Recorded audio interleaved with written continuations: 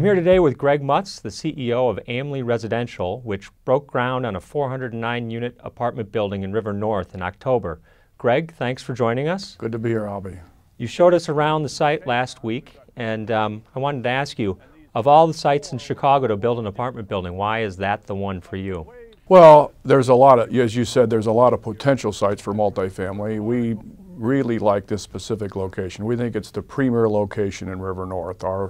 We're central to really the Michigan Avenue, and then to the west of us. We're 2 blocks north of the river. We just think it's the best site that we could find in really the entire River North area. Now, 2011 has been a great year for apartment landlords. In the Class A market, downtown, apartment rents are up about 8%. How long do you think this can last? Well, that's a good question. It'll be driven by job formation and household formation. Really, it's a pretty simple business, supply and demand. I think there is some supply building. There is going to be some deliveries in 13 and 14. I think a large part of this is going to hinge on how well does Chicago do and the state of Illinois in terms of all their different budget and financial issues.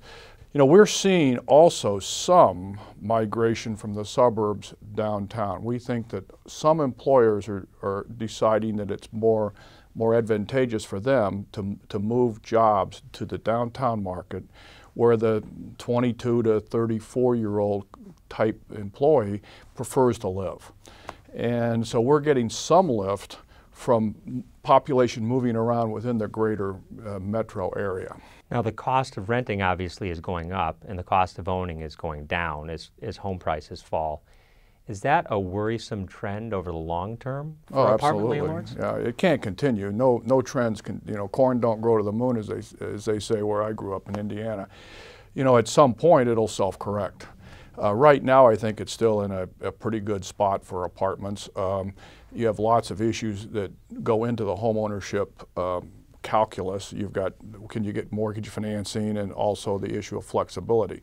A lot of people don't want to be tied down, and so they're willing to pay a premium, if you will, for flexibility. Amli is also building a new project in Evanston, 214 units. What should we expect to see in the suburbs over the next few years? Is there enough demand out there to support a lot of new construction? No, there'll be much less construction, much less. The costs are very high, similar to what kind of costs you have downtown, and yet the rents don't match downtown rents. So there'll be selective development, but there will not be nearly as much growth of new supply in the suburbs as you'd see in most other markets, or certainly in downtown Chicago. The situation obviously is different in downtown Chicago. 5,600 units are projected to be added to the market by the end of 2014. Do you worry at all about that? Do you think that the market will have any trouble absorbing all that supply?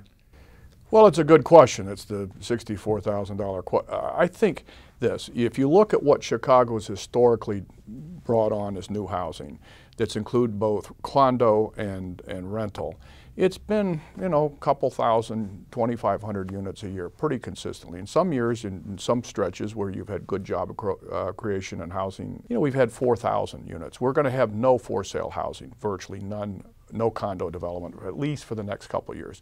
Second thing that I believe will happen, don't know, is that some of those units that are in your 5,600 number won't get financed. The banks are willing, each bank will say, I'll finance one, but I don't want too much. So the banks are still very cautious. The first deals that have gotten underway are the better located, the stronger developers, stronger capital structures, deeper equity, less financings needed. And I think each succeeding deal will get harder to get financed. Well, thanks very much for coming in today. Good to be here.